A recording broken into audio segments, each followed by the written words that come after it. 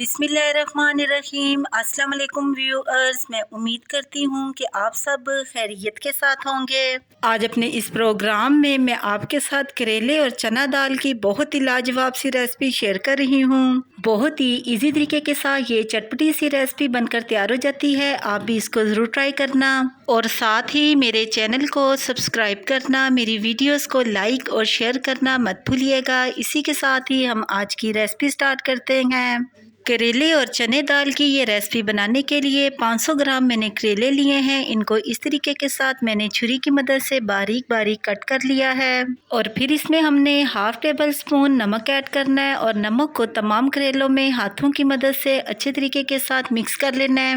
नमक तमाम करेलों में बहुत ही अच्छे तरीके के साथ मिक्स हो चुका है। अब आधे घंटे के लिए इसको हमने स्टे दे देना है। आधा घंटा गुजर चुका है। अब करेलों को हाथों की मदद से अच्छे तरीके से मसल कर इनको वॉश कर लेना है। वॉश करते हुए करेलों के पानी को अच्छे तरीके से रिमूव कर लेना है। वॉश होने के बाद करेले कुछ इस फॉर्म में रेडी हो चुके हैं और साथ ही मैंने 250 ग्राम चने की दाल ली है। चने की दाल को मैंने आधे घंटे के लिए पानी में भिगो कर रख दिया था और फिर इसको बॉईल कर लिया है।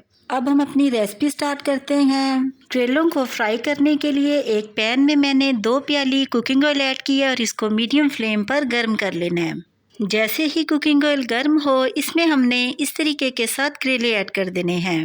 मीडियम फ्लेम पर करेलों को फ्राई करना है। 7 से 8 मिनट में ही ये लाइट गोल्डन कलर में चेंज हो जाएंगे। आप देख सकते हैं कि करेलों ने कलर चेंज करना शुरू कर दिया है। अब हम इसको मज़ीद थोड़ा से ही फ्राई करेंगे।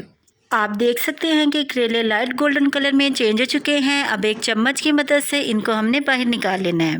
इसी तरीके को फॉलो करते हुए हमने बाकी के तमाम करेले बाहर निकाल लेने हैं। इसी तरीके के साथ ही जो बाकी के हाफ करेले रह गए थे, इनको भी हमने ऑयल में फ्राई कर लेना है। तमाम करेले फ्राई होकर इस फॉर्म में रेडी हो चुके हैं। अब एक चम्मच की मदद से एक्स्ट्रा ऑयल हमने बाहर निकाल लेना है और जितना हम सालन बनाने के लिए यूज़ करते हैं इतना ही ऑयल पैन में रहने देना है। इसी ऑयल में अब हमने 2 मीडियम साइज़ की प्याज ऐड करनी है। प्याज को मैंने छुरी की मदद से बारीक बारीक कट कर लिया है। चम्मच की मदद से इसको मिक्स करते हुए 5 से 6 मिनट तक मीडियम फ्लेम पर इसको फ्राई करना है। 6 मिनट गुजर चुके हैं और प्याज फ्राई होकर कुछ इस फॉर्म में रेडी हो चुके हैं। अब इसमें हमने 1 टेबल स्पून अदरक और लहसुन का पेस्ट ऐड करना है।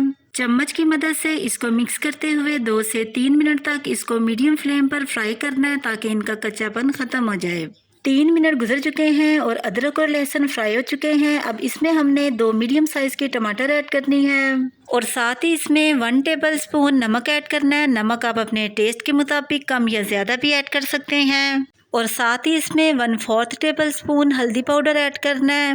1 टेबल स्पून पिसी हुई रेड मिर्च ऐड करनी है। रेड मिर्च आप अपने टेस्ट के मुताबिक कम या ज़्यादा भी ऐड कर सकते हैं और साथ ही इसमें 1 टेबल स्पून पिसा हुआ धनिया ऐड करना है।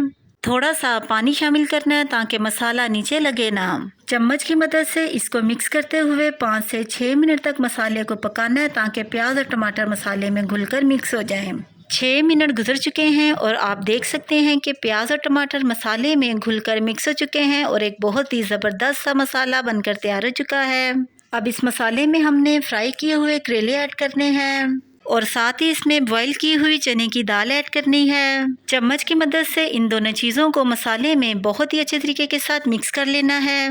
करेले और चने की दाल को बहुत ही ज़्यादा पकाने की ज़रूरत नहीं है क्योंकि ये तो ऑलरेडी ही पके हुए हैं। करेले और चने की दाल अच्छे तरीके से मिक्स हो चुके हैं। अब एक ढक्कन की मदद से इनको कवर कर देना है और 10 मिनट के लिए स्लो फ्लेम पर इनको दम दे देना है। 10 मिनट गुजर चुके हैं और ज़बरदस्त से करेले और चने की दाल बनकर बिल्कुल तैयार हो चुके हैं। अब हमने चूल्हे की फ्लेम को ऑफ कर देना है और चम्मच की मदद से इनको एक बार मिक्स कर लेना है। सबसे लास्ट पर इसमें हमने 4 से 5 अदद बारीक कटी हुई हरी मिर्चें ऐड करनी है।